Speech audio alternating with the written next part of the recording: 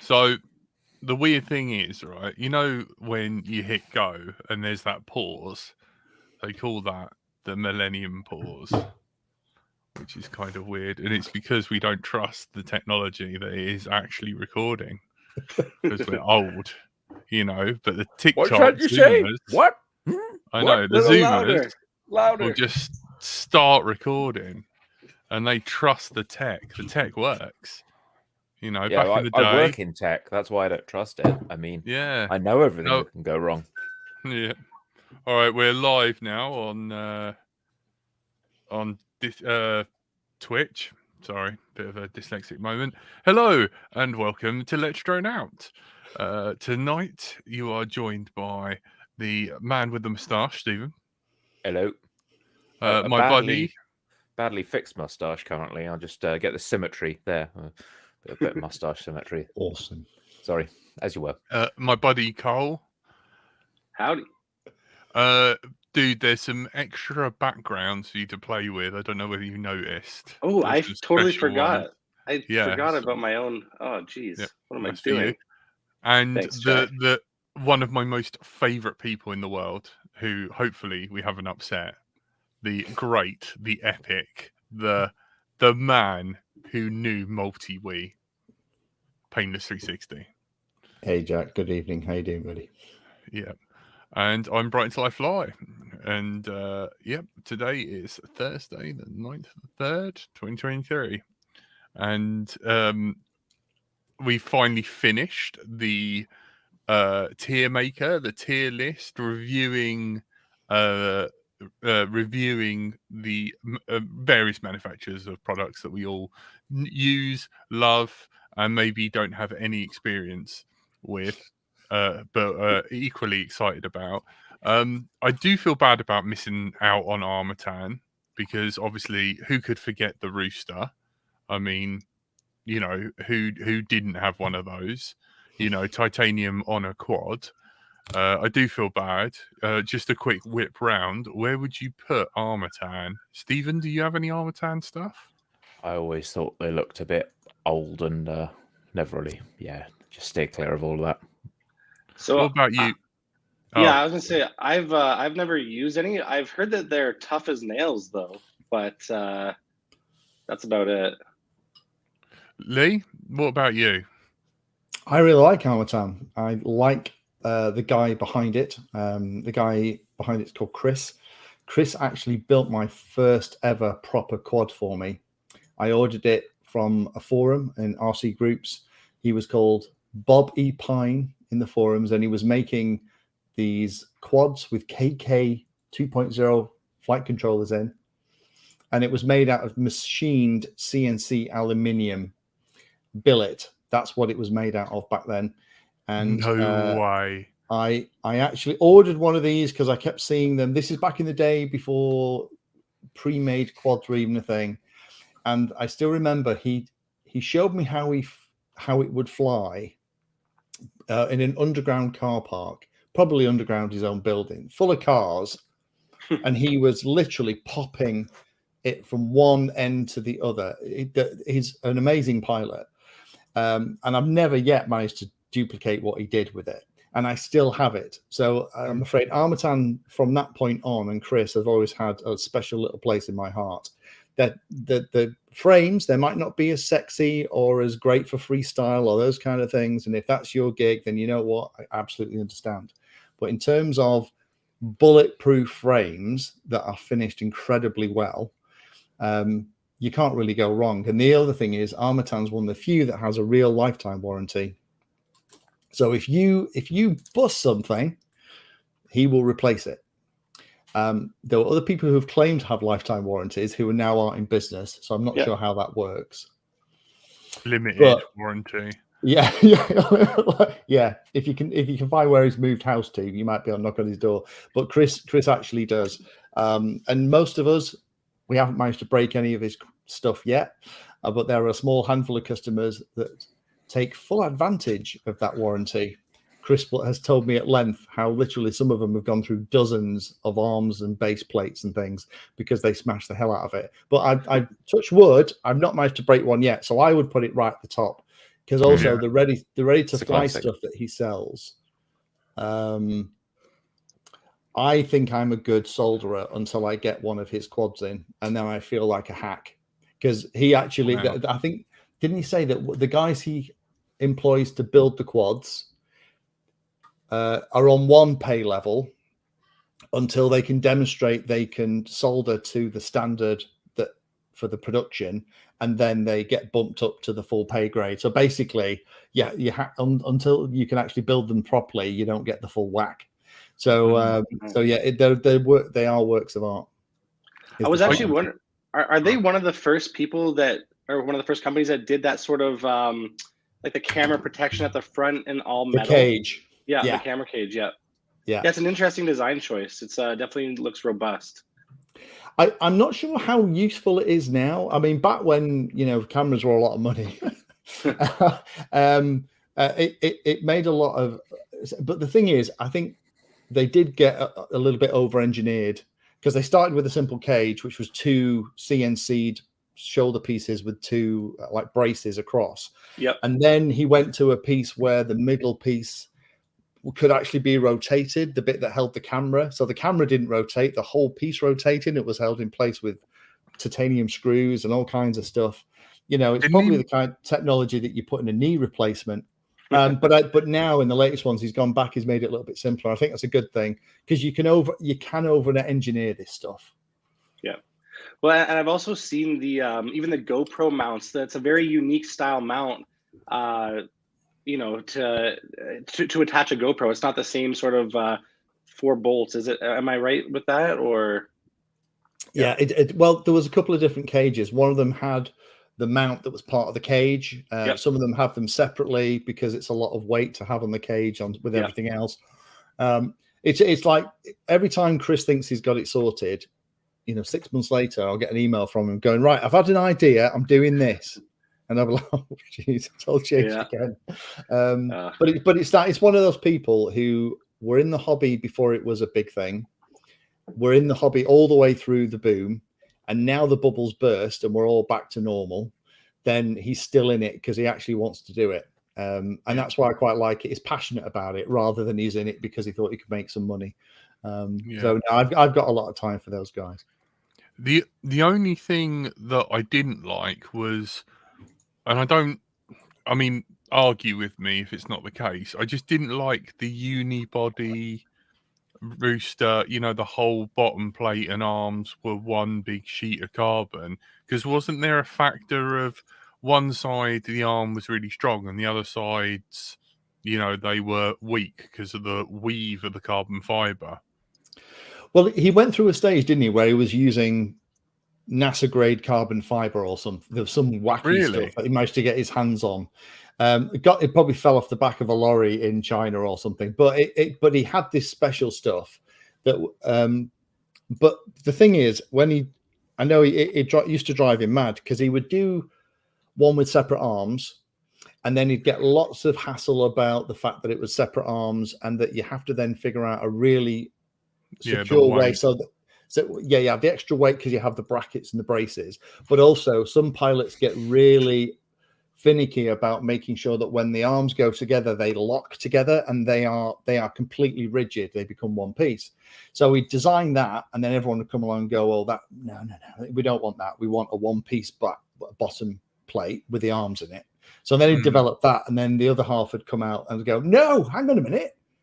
We had separate arms. We like separate arms. Bring separate arms back." So in the end, you ended up with, was it the rooster and not the gecko, was it? The gecko was the little one. There was 2 that was basically exactly the same model, but one had a solid base plate and the other one had 4 removable arms.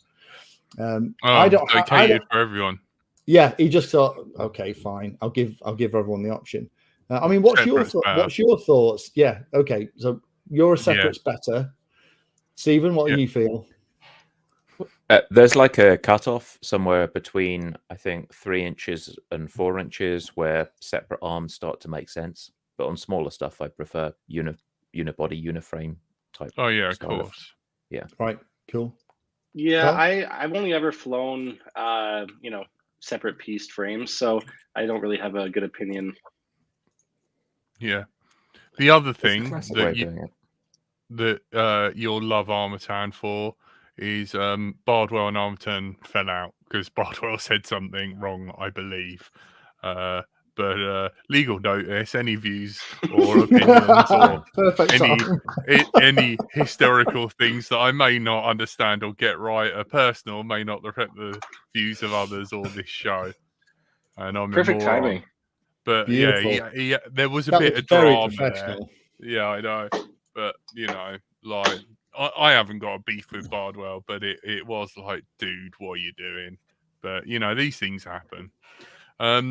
So anyway, after hopefully not everyone is bored in the chat, let's just say hello to everyone. So yeah, Tailspin was here first, Audio Geek, Dominic Clifton, Flight One, Numbskull, Alexander Fedorov. Hello, mate. How are you? The lovely Caroline Tyler. I hope that was pronounced correctly this time. Was the Wanderley Simons Jr. That's a new one. Flight One. And anyone else I've missed? Clive, he showed up late. Richard Warwick, Curry Kitten's here. He's on the 7 Seas. Lucky mother. Yeah. So hopefully everyone's not bored of the reviewing thing. So anyway, I've also shared the tier maker in the Discord. So if you want to give it a go, post it. If Cole can be bothered and remembers, I can share the link so you can fill it in yourselves. I haven't had any emails of people filling it in. So the lovely Painless, I'll move you to the top. Did things get changed around on this tier maker? Because I thought No. this Ultra was S tier. No, this is Lee's version. Ooh, spicy. Interesting. Okay. Yeah. So the lovely Painless360 has had a shift around. This very is nice. his take on it. Okay, interesting. Yep. And I'd Cool. like to remind everyone, right, that he has almost 2,000 videos, right? And he's got 158 subscribers. So Alexander, 1,000. 1,000. You might want to send him. Small Sorry, difference. that's the dyslexic. Yeah, thank you, Cole. Good save. Hang on, let We all me knew just what we meant. play that. Why has Painless got and- Impulse RC in unknown? That strikes I me as don't contentious, like but it, brother. Yeah. See, this is why it's a little bit different. Is that I am not just a quad pilot, and I'm not into racing. So my view, and this is I think what Jack and I were talking about. My view is very much what I'm doing with and playing with, and I think that this is something I think is important to say at the very beginning. In addition to the legal caveat, all of these things I think are very subjective and very personal, right? So a manufacturer that someone else might use, enjoy, and get a lot of love from, and have a great time with, they might put right towards the top. And I assume that S, because it didn't come with instructions, right? So I'm assuming that S is super duper, and it goes down to you. I just thought Impulse idea. RC had been around for so long that you were bound to have reviewed something by them. No, not really. So I as well. So I tend. Go ahead. So I tend to use the same products over and over again, particularly because I'm making a lot of tutorials. I need products that are easy to use, reliable, easy to get hold of, and that also have decent backup and technical support. So if I get stuck when I'm making a series, I can just ring them up and get a great answer, right? So for me, my requirements come from two different things. It's not just me as a pilot for my own edification, flying in the field with a big goofy grin on my face with the latest model. It's also which of the manufacturers have my back when I need them, when I'm creating a series and I get stuck.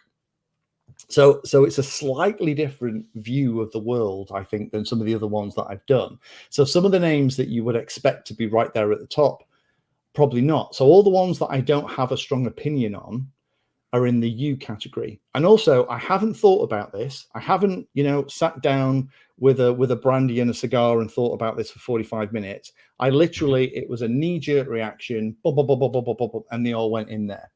So, for example, if we talk about, poor Dominic's having heart failure because he's in D. Dominic, I haven't spoke to Dominic for probably 2 odd years. Last time I spoke to him was when he fell down the stairs outside his house. You remember that? Yeah. I haven't had any of his products. So I honestly don't know what the state of Seriously Pro is. I was a big supporter in the early days. I pushed and built a lot with the Seriously Pro Racing F3, one of the fastest, most cloned boards in the history of the hobby. We have a lot to thank Dominic for. He's the father of clean flight, without which we wouldn't have Beta Flight, without which we wouldn't have iNav. So thank you, Dominic. We are literally not worthy, right? Because without you, brother, and everyone kind of forgets that because he took base flight from Timecop, created a code that was usable enough with the other people in the project that then we could have all the stuff we are today. We wouldn't have a lot of the stuff today without Dominic doing the donkey work to fix it. So with all that said, the reason he's in D is because I don't use his stuff. So I have no strong opinion. The stuff that I know about is older stuff. Hey, and it's real. It's look a at that. legit You see, one. that's worth something now. Yeah, look, proper Being on Antiques logo. Roadshow next week. There, proper logo. 60 of the finest British pounds. Fantastic. So that's why some of the things are in weird places, because it's not that they're particularly bad, although with Free Sky in D, that might be another conversation. But it's kind of almost a ranking of how comfortable I am and how much I like the technology, and that's really a function of how much I use it. And if you don't agree, then, go out, try these products yourself. But, just to show something, look at this man. He has done the work. There's so much. Look at that. NAE 32, Understanding Brushless, the ARM series. When's the last time you saw a Pixhawk? And that transmitter, who knows? But that's a Spectrum. That's a DX7. That, mate. That was hot stuff back in 2012. CC3D, orange controllers. You do a lot of stuff with larger aircraft as well, right? A lot of us don't get a chance to play with some of the big stuff. And it looks like you're building stuff that's almost agricultural survey level equipment. I don't, but I deal with make videos with people who do. There is a lot of interest in that. And one of the reasons that I do that is because you tend to find that some of the new technology comes in at that very high level first, because those kind of agricultural surveying mapping systems are $20,000-$30,000. So they're not hobby grade kit, right? But you tend to find that technology that's there now, in 3 or 4 years' time, there'll be a hobby grade version of it. So, for example, yeah, exactly. So it's like Formula One, right? There'll be stuff to put in Formula One cars that appear in production cars 10 years later, and we can buy it from the Toyota carbon shop. fiber, right? Carbon fiber was like billionaires' toys back in the 90s, and now it's everywhere, right? Yeah. Exactly. So I like to keep an eye on that stuff, because there are the stuff. So, for example, things like LiDARs and sonars, which now you can get them for 60, 70, 80 pounds, which still sounds like a lot, but you can get reasonable ranges now. So you can do terrain following. It helps you with things like auto landing, stuff like that. And it's amazing how much interest there is in that stuff, because I thought it was going to be really exotic and esoteric and lots of people wouldn't be interested. So I make a video on it just because I happen to be up at somewhere like 3DXR, because the stuff that he has, it is literally like walking into another level. It is seriously another level, and it's all stuff that anything sub 3 meter wingspan, and he thinks it's toy grade, right? And Wow. it's just yeah. It's not even funny. But so to give you an example of the kind of things that happen. So for example, Ben up there builds a lot of VTOLs. VTOL is a big thing at the moment. Vertical takeoff, Cole, by the way. Cole knows that, don't you? Yeah, I know that. Oh, Yeah, no, I didn't know. I didn't know, buddy. Sorry. That's all right. I'm not just good looks. No. Yeah, no. Brains too, right, Cole? The thing There's is a couple like, in there. I'm so used to him being the new guy, and then he goes, "Oh yeah, order of operations," and then I go, "Who are you? I don't know who you are anymore." I swear, I can take in information. I promise. Yeah. Who made that? I can't right now, so I apologize if I'm tripping up. Yeah. What was that? Was that the motor brand? The Scorpion straps? No, that's a heli brand. Hang on. Scorpion. If you think about it, I mean, it's pretty obvious. That's a Scorpion strap. Because I think of Scorpion as the motors, or am I getting that wrong? They were heli guys, weren't they? And they made really strong straps. That's what I know them as. You're probably more right than me. Yeah, I'm going back a very long time. They might not even do it anymore. There was a whole range of motors. Tell us about some of your choice picks here. We've got kind of predictable top tier. I think the top tier with Armatan and Runcam, Maytech, yeah, we can see how that was going to pan out. But there's a couple of surprising ones here. Fat Shark. Well, okay. This is one that we probably do need to talk about. So Fat Shark absolutely goes in my S category. Even though lots of people would go, but Fat Shark, they haven't done anything forever. They brought out the HDO2s and that was about it, right? So, Fat Shark who? Explain yourself, Lee. Explain yourself. What on earth were you thinking, boy? Right, ready? Now, go. So the thing with Fat Shark is that Fat Shark were bought by Red Cat, and Fat Shark had been part of that group, and they sidelined one of the main driving forces behind the innovation inside Fat Shark. So it's owned by a guy called Greg. You guys have had him on here before today. I like Greg a lot. Greg has a very dry sense of humor. He pretty much created industrialized FPV for the hobby because he wanted back in the day to add a camera onto, because he was into radio controlled cars and he wanted to feel like he was actually in the RC car. So he went down to the local bazaars. I think he was in Hong Kong at the time. And then managed to find the markets and managed to, and this is the day when everyone was jerry rigging everything and it was all very Heath Robinson. And he got a camera, he managed to get a couple of screens, he managed to lash up some goggles and a video transmitter, and he made it work. And if you can find his YouTube channel, one of the early videos of him testing FPV, analog FPV, before it was analog FPV, is still on his channel. You can still see it today. That's how long ago it is. So anyway, so he has continued to be, so he's a technologist, right? He loves technology. He loves buggering around with stuff. He loves playing with stuff and coming up with new ideas. There's a lot of people who will throw shade in Fat Shark's direction because no set of goggles is going to be perfect for everybody. But there is a reason why historically in analog land, when everyone brought out a new pair of goggles, the thumbnail was Fat Shark Killer, because Fat Shark were the ones to beat, right? Because they had a big target on their back and they were the standard by which everyone was measured, love them or hate them. When Red Cat took them over, Greg was pretty much sidelined and had very little to do with the company. And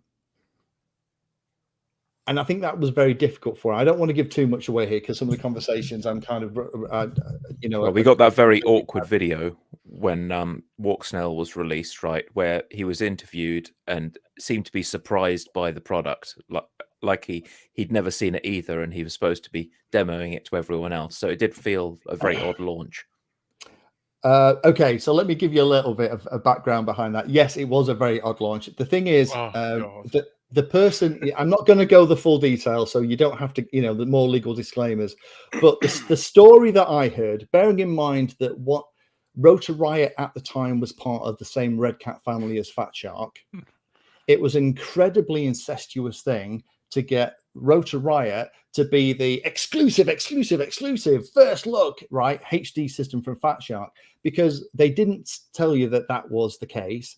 They then promoted this system that was probably 2 months away from being in a situation where it would actually work. There was still quite a number of bugs that they were talking about. And Mr. Bardwell, who is a known Fat Shark hater, who's the one that played Curb Your Enthusiasm music over one of the Fat Shark goggles. He just like sat there with it in his hand and played the music as a video. They had to then sit with the person that he'd taken a big whiz on over the past 5 years and do an interview all upbeat. And not only did he have to do that, but Greg, who may or may not like that individual, then had to play the game. And at the time, as I understand it, Greg actually didn't have a set of the Fat Shark goggles to try. He hadn't actually tried the technology. It felt to me like he got wheeled out as the face of Fat Shark with very little information as a marketing stunt, and plunked in front of somebody who was a known Fat Shark hater and said, off you go. So hang on. Let's rewind a bit. So Fat Shark is the company that's putting their name on the goggles. They were doing distribution in the US, and they had a say in the development of the product. How is it that Rotor Riot gets the goggles to do a media spotlight on them before the owner of the company sees those goggles? Because he wasn't actively involved in the development. Fat Shark actually developed the goggles. They use exactly the same optics as the HDO2 goggles. Right. But he wasn't actively involved in the development. The company was developing no other products, though. The last goggle they'd released was like 3 years before that. Was the HDO2s, exactly. Yeah. So he wasn't directly involved, which is why I'm saying. So one of the key driving. Don't want to get too far into this because I will wander into this. I look surprised because three years they released their last HDO2 or whatever. Then for 3 years they're thinking about digital systems. They experiment with Bifrost. They kick out something, decide not to go that route with the Scouts, and then fall onto the walk snail sort of train. And you're saying that it's a big enough company that the owner of the company is just unaware of the goggles that are being produced. No, not unaware. I didn't say unaware, but didn't have a set that he tried. They didn't send him a set to have a go with. Okay, right. So he is the technologist. Hadn't been involved. There's a great story about Greg. When back in the day when they were producing goggles quite regularly. One of the big things that used to be a big bone of contention was field of view. And because we all have our own particular fields of view that we feel comfortable with. And I think it depends on the kind of flying you're doing, the model, the camera, right? But also whether or not you're flying 4.3 or 16.9, how the panel works. But for me, I like a slightly smaller field of view because I use the on-screen display because I'm flying planes and more endurance style flying. So I'm monitoring lots of things like speed, altitude, number of GPSs, current pull, estimated time remaining. I have all that stuff. So for me, I don't want a really immersive, massive screen because then what I have to do is to check those details. I have to move my eyes away from the center of the screen. So other people, people like Josh Bardwell like a really big field of view. And when the field of view wasn't massive, that was one of the criticisms. So Greg thought, okay, well, I'm going to make a bloody big field of view, like a 60-degree or whatever it was he was punching for, field of view. So they spent, because the optics are some of the most expensive part of the goggles, making them so you can actually see these little tiny, inch size screens and make them look like, they're a 14 inch. Because they're about 1 inch diagonal, aren't they? The panels. Yeah, they're really small. So to make them crystal clear, right edge to edge, and make it so that there isn't like a little pin prick in the middle of the lenses that you have to have your eyes perfectly in, that, it's not easy. Make sure you don't get vignetting around the outside, because that's the other thing, that people boasting of massive fields of view, but the edges are blurry and you can't really use the edge of chromatic aberrations and stuff. That's in the corners. All that. Yeah. That's the other one where in the corners you get almost like a rainbow effect as the light is bent differently. The RGB pixels are actually splitting up in the corners. Yeah. I'm actually just gonna chime in really quick and blow Jack's mind. So Jack, so we're speaking about Greg French from Fat Shark, right? That's what we're talking about. I don't know. Greg from Fat Shark, right? Painless, right, Lee? Sorry, Carl, is that? Yeah, we're talking about Greg of Fat Shark, right? Yes. Yeah. So little known fact, Jack, he actually went and took an engineering degree in London, Ontario at Western, by the way, Jack, back in the 90s. So how do you know this? Who are you? Hang on, let me just Jesus, I can't. What? Yeah. So I'm from Canada. I grew up in a city called London, Ontario, but yeah, Greg of Fat Shark. Yeah, he actually went to school in my hometown, which is really random. But sorry to interject there and cut off the momentum. But yeah, no, 10 minutes on it. I think that you've just blown Jack's mind. The fact that you're just dropping all this knowledge, and that you've been hiding your light under a bushel. So to finish the story very quickly, you're trying to do 60-degree field of view. The optics are one of the most expensive parts. There's multiple. It's like building two miniature telescopes, right? And there are several different lenses and things. So they went through the process and they eventually managed to get a set of optics that would work and give a 60-degree field of view. But he didn't like them. However, at that point, they'd spent about $170,000 developing these arrays of optics, but they tried it, and he wasn't happy for all the reasons that we've discussed. As you get bigger and bigger, the problems get exponentially harder to maintain the integrity and the focus. So he put them in a bin, right? And it was like, okay.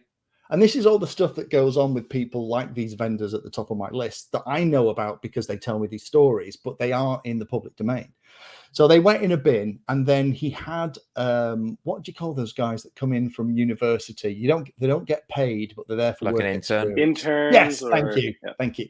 So he had an intern coming in, and the intern was doing checking of PCBs, some of the pre-prod PCBs, and he was tasked with checking the soldering was all okay. So he was trying to do it with one of those standard, like the big magnifying glasses with a light around the edge, that you see in CSI, and it wouldn't give him the magnification. And he found one of these lens arrays and started using it because it turns out it was perfect to check that the soldering on this board was right. So Greg walked in and clocked him with that. And he was like, oh, what are you doing? He's like, oh, I've just found this. It's actually really good. I can see exactly what I'm doing. And he's like, okay, that's probably the most expensive magnifying glass on the planet.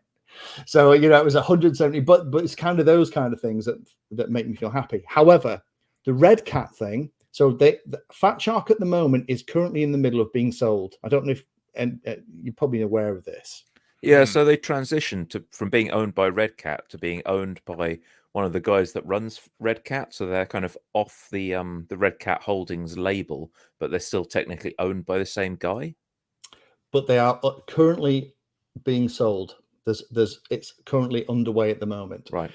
As part of that, Greg is going to be able to get back to what he loves doing, and to be frank, he is bloody good at doing, which is making goggles and working on stuff and being the guy in the back room coming up with wacky ideas and trying stuff out and trying to make new products.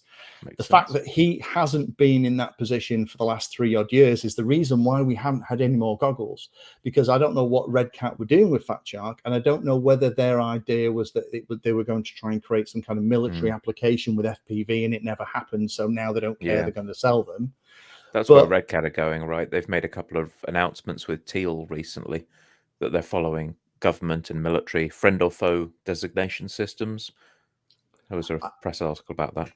Yeah, and the more I read about those guys, the more suspicious I am about what the motives were for buying some of these radio control companies. But if we can get back to the point where I can speak to Greg, and Greg has a goofy grin on his face, and as I'm talking to him on Skype, I can see the whiff of solder as he's talking to me, is building stuff. That is going to be a good thing for the hobby, because at the moment, the Walk Snail has become a success because at the moment there are 3 businesses involved in the Walk Snail ecosystem. There's Cadix, there's Walk Snail, and there's Fat Shark. Fat Shark at the moment has been on the bench, right, chewing gum, looking at their sneakers, twiddling the bat in the sand, right, whereas everyone else has been on the field playing. They've managed to create a success out of Walk Snail with Fat Shark basically doing 0 promotion, 0 marketing. They created the goggles and then they've been sidelined. So I'm excited for when Fat Shark come back in and actually get involved again and start spending money on the marketing and investing in the technology. Because let's face it, we all want a set of Walk Snails that have an AV input and lots of other things. But if you, there's things with the Walk Snail system, like for example, they have the Scout HDs, which most people don't even realize are a thing. It's £279 set of goggles based on the Scout, which is they're great value. They are, and actually, I love the Scouts. They're some of the best goggles that Fat Shark have ever made, with the exception of the HDO. They were originally an HD0 system, weren't they? They were kind of tested as an alpha HD0 system. They were, but the ones that my friends have now, one of my friends is using. Hello to Adam, who's, if he's watching this, is he has my Scouts because I took over. He was wanting some FPV goggles. The ones he was using blew up. Literally, and I went over there because, you know, I'm fortunate. I get sent a lot of review stuff, so I have a whole. So I went over there with a boot full of goggles, and we had a fun hour with several cups of coffee. And he literally tried every goggle, and after trying every single goggle, he picked the Scout. So the actual screen and the way it's kind of like a squash box goggle for those who haven't seen it. Does it feel similar to the original DJI goggles? Yes, but it's not binocular, it's monocular, so it's one big screen you're looking at. Okay. So which also means that for some people with visual defects, stigmatism, things like that, it can actually work better. So the thing is, you've got those things as well. But if Fat Shark was firing on all cylinders, these things would be being screamed about because they're doing censor reviews. You know, I'm excited about what Fat Shark potentially could be, not only because what they've done historically, because without them, we wouldn't be where we are today, because, you know, everyone was trying to, you know, somebody made a joke about orca goggles being called that because, you know, orcas kill sharks.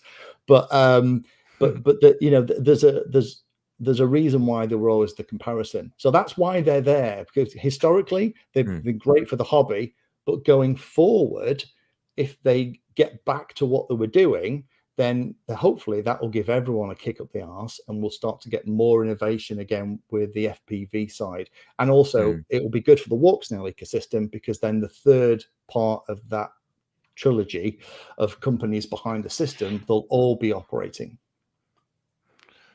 Do you remember, Lee? Do you remember when Hobby King? So we're going from top to bottom here. You put them at E. Do you remember when they were showing the Fat Shark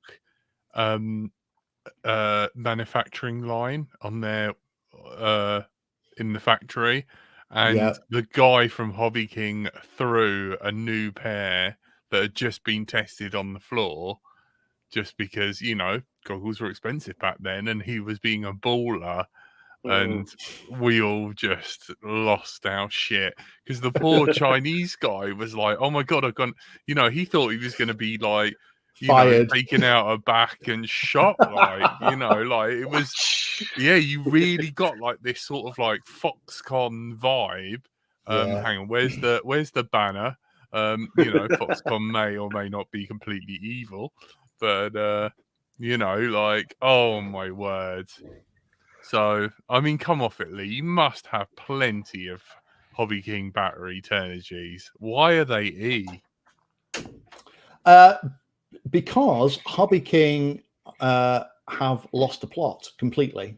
They used to be great for batteries. They used to be here in the UK, so we could actually ship batteries without it costing £35. They also used to innovate and bring out some nice models. So they used to have some great stuff. They never got into the quad part of the business, really.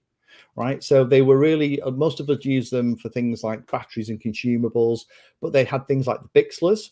Remember the whole whole thing about with Josh Bixler and Hobby King and all that stuff. You know, that's a whole nother story. But now they're not really innovating. They're not bringing out any new models. The models that they do bring out are typically repainted versions of older models. Tundra. Yeah, it's just, oh, come on. There are so... Do you think there's a problem with the lack of market growth that's stopping companies from really pushing, and they're just sitting and milking it to get what cash there is out of it? No, I think what actually happened, reading between the lines, is I think the owner of Hobby King, when he set the business up and it initially took off like a train, kind of did a dotted line of that exponential growth and thought he was going to be a billionaire by Christmas, like the Rodney, what they called the trotters, right? Yeah. But the market slowed down, and then he, from what I understand, he went and invested in lots of other stuff and pulled money out of the Hobby King engine. Because the problem is although when we see a product being released, there's probably 18 months to 2 years before that, starting from the initial concept to development to initial molds to testing to flying to refining to packaging, making the there's a whole thing, right? So when you cut the legs off, then you have those things that are currently in production. And I've actually had some planes from Hobby King that were left in limbo when the money was left, and they kind of have sent me stuff and gone, "What do you think?"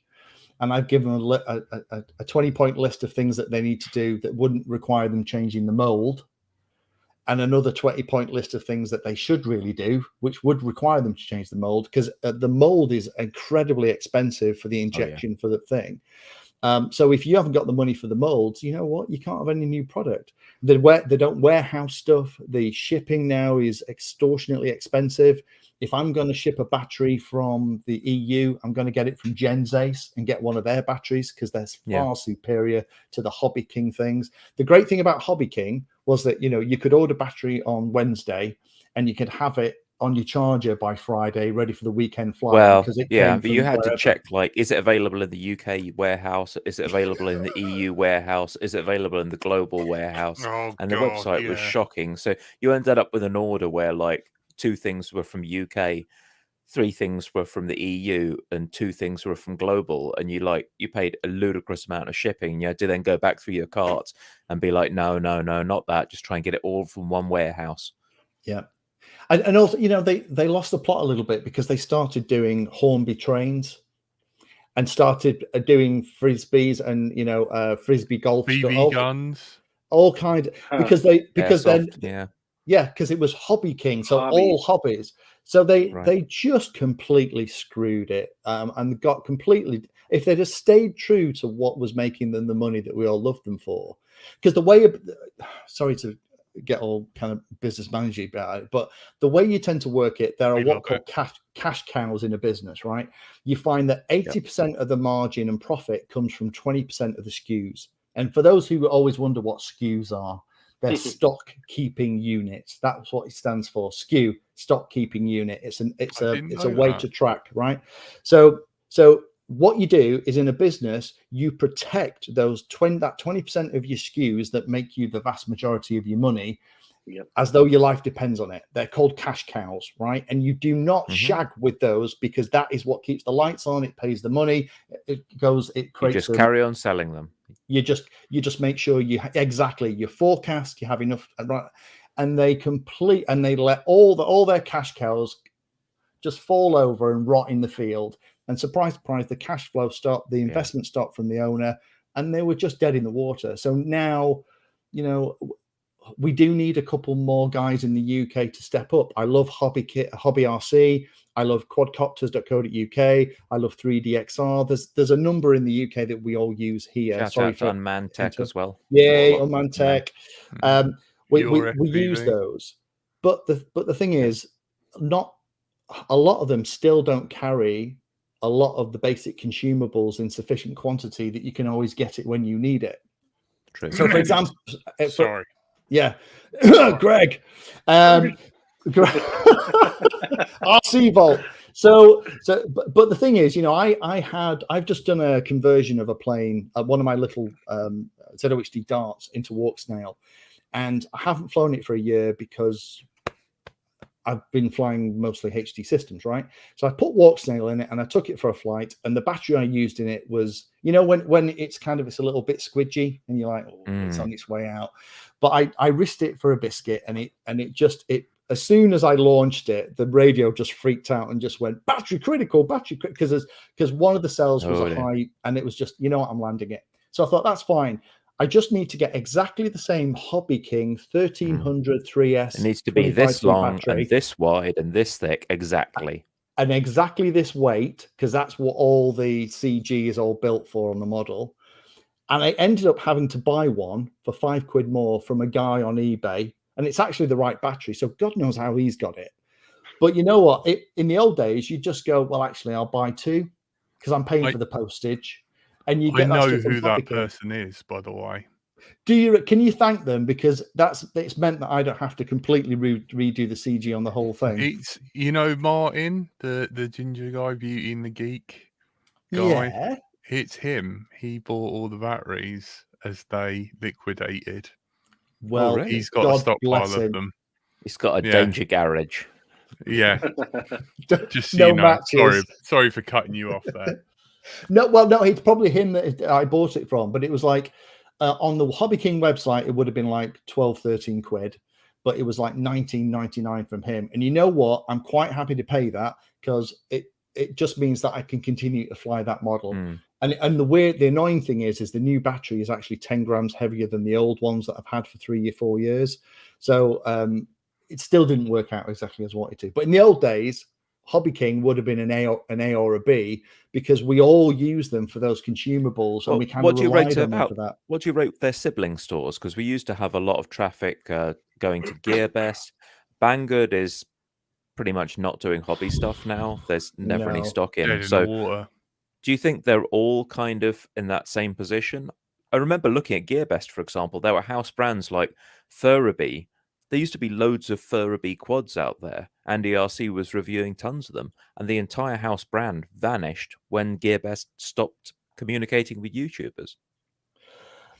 I'm still talking to GearBest. The problem is that all of those Chinese warehouses that used to be a mainstay for pumping product into the content creating community for radio control have all really struggled because radio control is a little bit of a wacky thing. It's not massive volume. It's niche. Yeah. That's a wonderful way to put it. Thank you, Stephen. That's a much better way to say it. It's niche.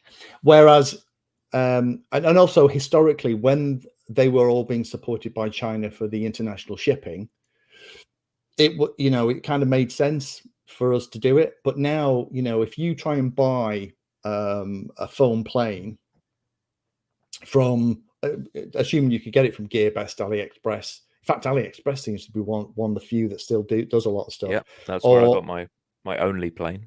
Yeah, or Banggood. The shipping is now astronomically expensive, and probably there was 2 instances where I got stuff in from Banggood that was a big box where it didn't look like somebody had just sat on it while they had the sandwiches during the part of the transit. So you always unpacked it, waiting to find the bit of foam there was always a bit of foam that had a dent or a mark in it from a servo horn from the piece above that had pushed through the thing. Get the kettle on.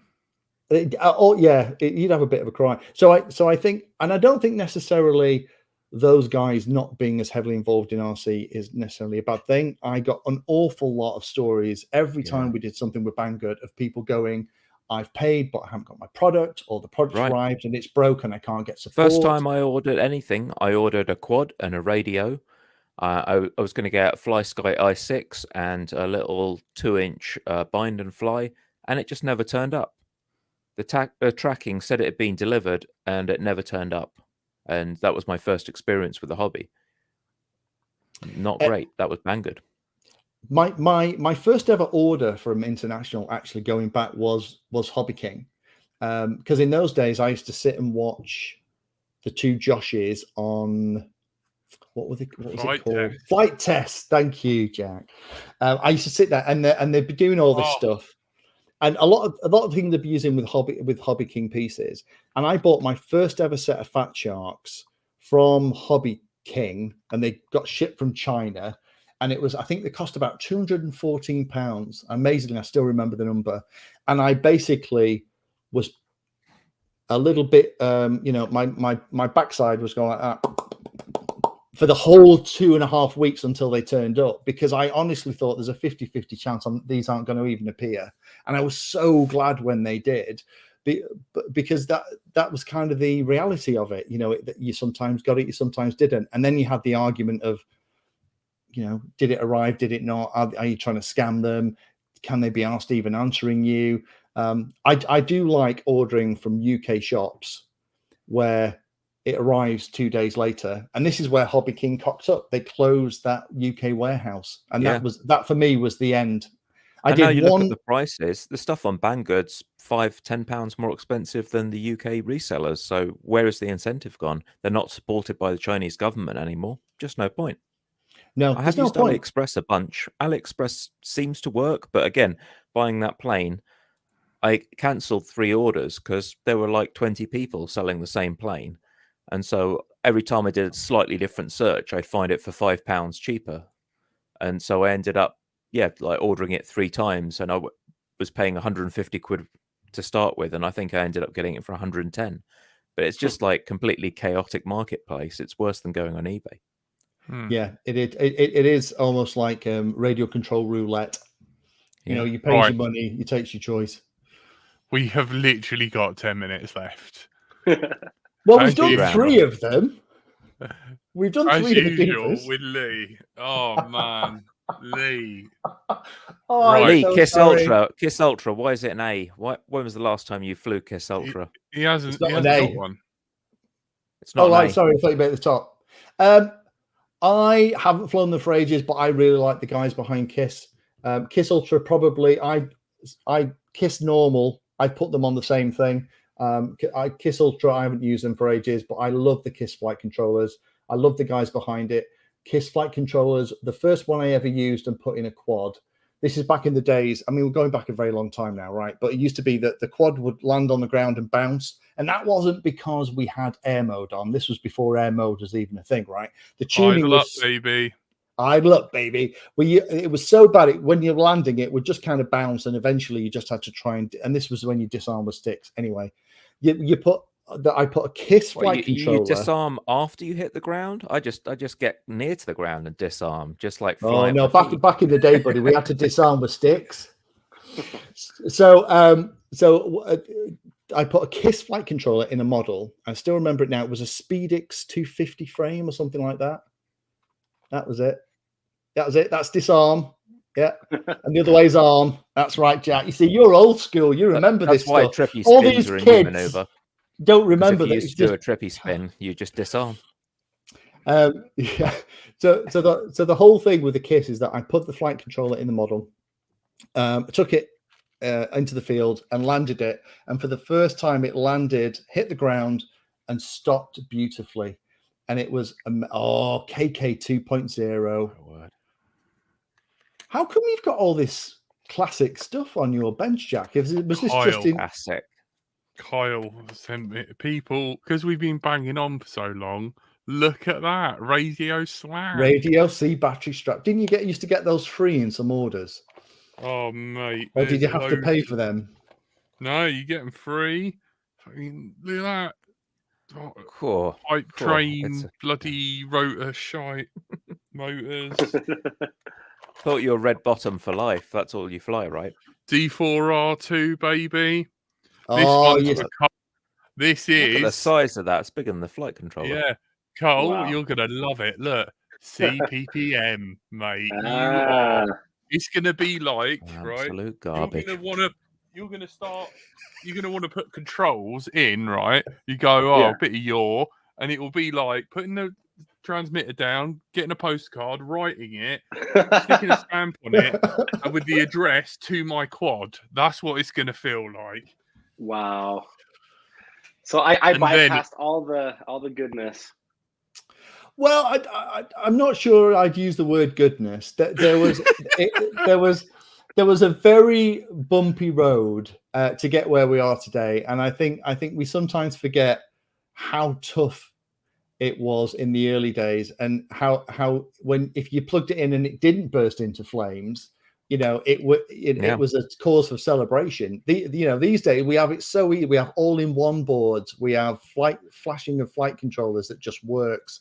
Case in point, Jack is the only person that I've personally seen who arms the quad with their foot on it, because he's seen it go wrong. He's seen it go quite literally sideways. Yeah, we had an intern.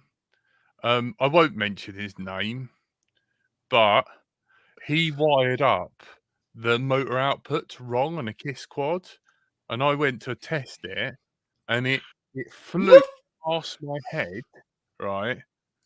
And it left little tiny scratch marks along the side of my face.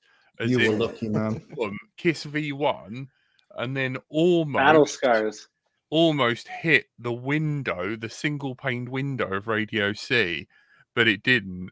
It hit. Luckily, it hit the filing cabinet, and the dent on the filing cabinet was unreal. But yeah, like. All I will say, thing is, Jack, you can say, you know, that was the intern doing something wrong, but we all absolutely did that. Checked it. We all absolutely did that at least once. And we only ever did it once, and then we were like, oh crap, I'm never doing that again, because you were just lucky you still had all your fingers. Yeah, but better off, he's done a Motor Wizard. You need to see KISS Ultra. It's you can tell it which way it's spinning, what way you want it to spin. I was playing with it last night. It's amazing. Wow. Yeah. So yeah, there is there. Let me just show you the wonderful world. Alex, I hope you won't shout at me for using the. Hopefully, it won't. Yeah, it doesn't display the dev one. Cool. Connect. Look at that wizard. Thank you. And 1995 calls. They want their GUI back. Shush you. Stop talking. Beta flight. But look, he's updated the model. There's OSD. You can go into it. Look at that, and you can just scroll around. Hit the enter button. Ooh. Man, I love you. So good. I think those of us that have had experiences with KISS all have a little, fond memory. It's a great system, and I think you're right, Stephen. That OSD doesn't feel very modern, but I think I've always been impressed with the KISS stuff. I think it flies incredibly well, and there was so much effort to get KISS feel into beta flight at one point. There was lots of workarounds and extra stuff, because everyone just when they flew a KISS quad thought it was great, and they were doing that when the beta flight stuff was still embryonic and a little bit ropey. Well, with the GUI, I mean, they say if it ain't broke, don't fix it, right? So yeah, I like the way that Dominic's just saying it. Love that Beta Flight still uses the 3D models that are from Clean Flight. So does iNav, brother. That interface that you pioneered back in the day, they're all still using it. If you don't have, I think iNav might have changed it recently, but it used to be when you hadn't chosen your mixer and you had just that standard box with the different colored sides, it still had the Clean Flight logo on it. That's showing how much of that DNA from you, mate, is in those products. That block. I tell you what, though, Dom's wing logo with that I like, so good. Are we allowed to talk about you let slip about the Arrowhead FC? Are we allowed to talk about that? Well, this was a story back in the early days when Dominic and I used to do a lot together back with the Seriously Pro Racing thing. And Dominic, if you are listening, we'd love to reconnect and start doing stuff again. He's on you've Discord. You've got my details. But it was becoming clear when iNav was starting to be about 1.3, 1.4 when I started doing it. Because back in the early days, I'd speak to Dominic because the way it works is that Dominic had a project called Clean Flight, and that was forked, and that's not a rude word. It's actually what happens. It kind of a copy of the program went across to a guy called Boris B, and he developed this thing called Beta Flight. Apologies for those who know this already, but for those people like Cole, maybe you don't. And then that went off, and it was all about developing the tuning for quad racing, because this was before quad racing was even a thing, and it was all about increasing the responsiveness of the quad and getting it feeling more locked in, and that was what Beta Flight was all about. And then a guy called Konstantin Charlamov, who sounds like a mobster from a movie. Konstantin is a fab guy. He forked Clean Flight as well into another project called iNav Flight, and that was to work on a couple of things, one of which was to fix the GPS code that had been broken since base flight, which came from multi-way before it. So it went multi-way, base flight, Clean Flight, iNav, right? But the first jump broke the GPS code. So iNav was about fixing all that GPS stuff. And what the original idea and what I think we all wanted to happen was that when those things were fixed in those other projects, those fixes would flow back into Clean Flight. So Clean Flight would end up with super duper capabilities for racing. It would end up with all the GPS stuff fixed. But the problem was those two projects that had been basically Clean Flight copies initially became so different and so far away from the base project, it actually started to become easier to merge Clean Flight into iNav than the other way around. So the sea had parted; they were never going to come back together again. And that kind of stuff is it kind of makes me laugh, because now I know with somebody's talking iNav 6 is about to change a lot of stuff, but the graphical user interface that we all use in Beta Flight and iNav that looks so similar, you know, with all the tabs down the left hand side. That was actually created when Dominic was doing this stuff on Clean Flight, and it went into those other two projects. It's why Beta Flight and iLove look so similar, because essentially they're both the children of the Clean Flight project. It's really funny when you kind of look back, because you have a couple of key individuals in the history of the hobby who, without which we just wouldn't be here today, and Dominic is absolutely one of those guys.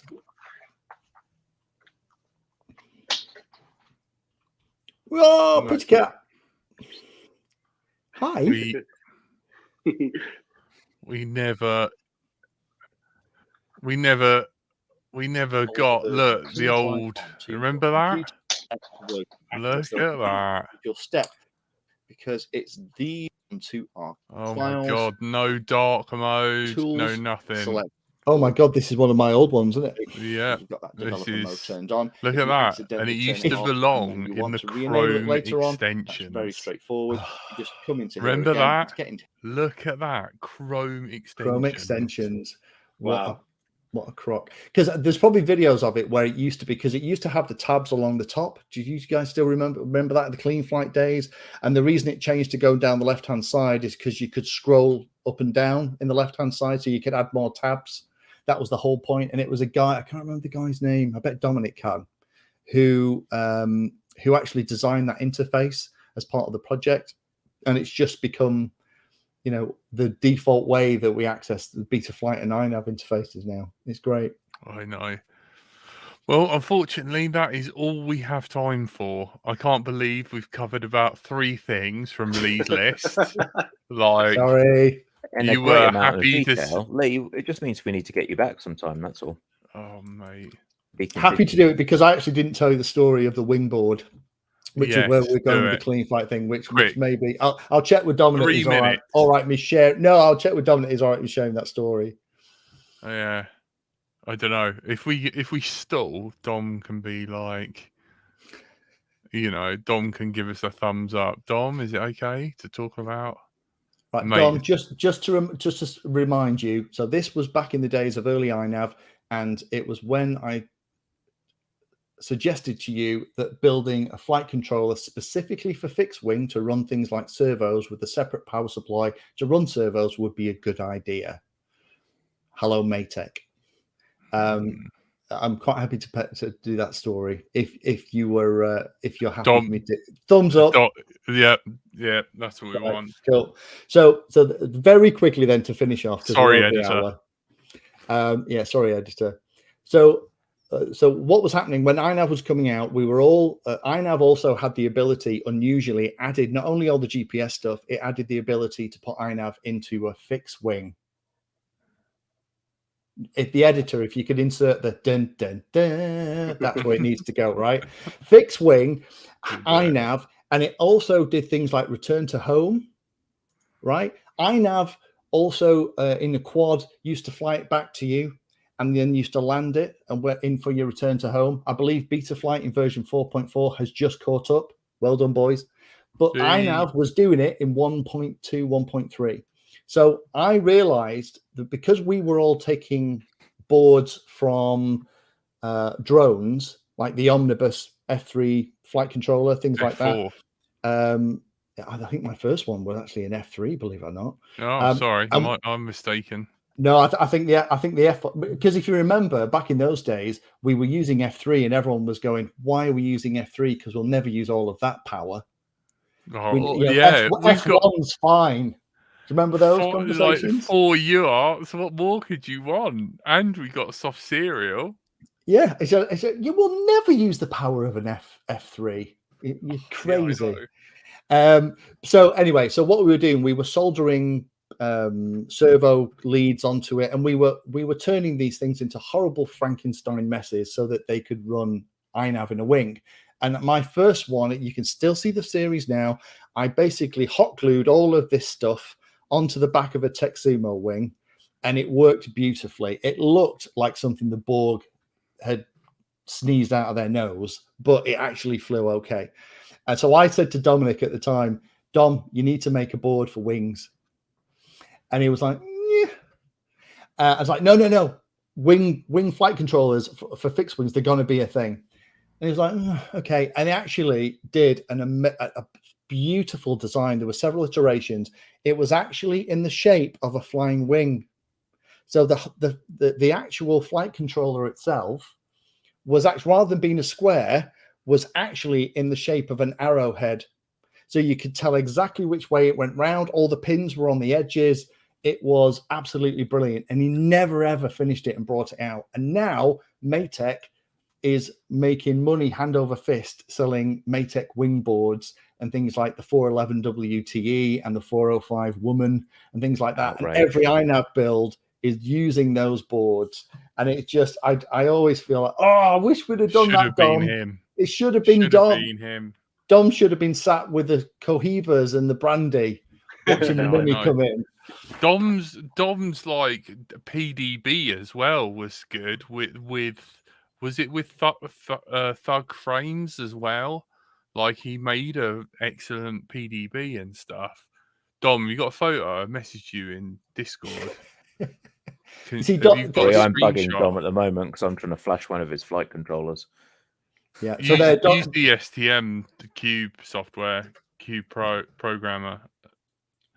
Yeah, so there you go. Dom saying I did a wing board shaped like a wing. It was so pimp, mate. It was epic, and it was so ahead of its time. It was before anyone was doing this stuff, and I just wish there'd have been a seriously pro wing board because Maytech wouldn't have been able to just corner that entire part of the market because you'd have been about 4 years ahead of everyone else.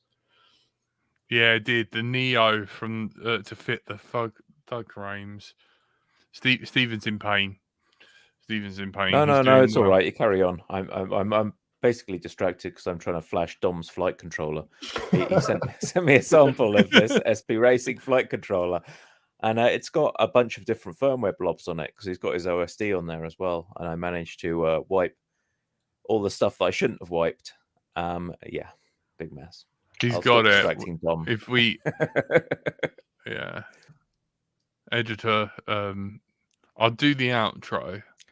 And then we'll Stephen. Wait. Focus. Yeah, we'll wait. We'll wait for it. So we'll kind of hang on. We'll end the show, but we'll keep it going, waiting for that photo from Dom. So anyway, that's all we got time for. Maybe tune in next week too. Yeah, tune in next week. We're live every Thursday from 8 till 9 p.m. we're sponsored by our lovely Patreons who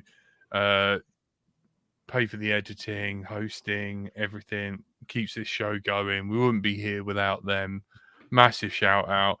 Cole has added new people to it. We've also got another one for you to add as well, Cole.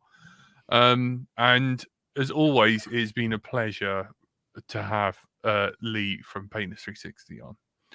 Thanks, and we have been joined by the man who's struggling to flash an F3 flight controller, Stephen. It's an H7, I'll have you know, but I am nonetheless still struggling. Thank you very much. See you next week. We've been joined by Cole. What's that lens stuff called that you said? Chromatic aberration. Oh, he's muted. Cole, you're unmuted, brother. Yeah, you haven't got your... Yeah. Getting the puppet show version here, man. I know. It's a book. It's a play. No. No. No. Oh, there you are. Oh, no. Oh, he's there for a second. Oh, we're so professional. It hurts. Sorry. Yay, you're back. My AirPod died right at that last second. But okay, so yes, chromatic aberration. It has to do with glass and lenses and optics. Basically, it's imperfections that come into corners, or, you know, I don't know the specific technical terms, but it just comes up as sort of purple and green fringing and sort of, you know, strange, you know, characteristics. And I've been Bright Till I Fly, and you've been listening to Let's Drone Out. Thank you very much. Good night. Bye-bye. Good night. Night. Bye-bye. And then we And share then hopefully this. Oh, wow. What is this? Check that out. No Wow. way. I never thought I'd see the day. So, wouldn't have the world been a different place if he'd have brought that out? That's all I'm going to say. That USB It's got port looks standoffs. challenging. I'll say that. It's probably a vertical one, but the 3D render probably only has the one for the sideways one.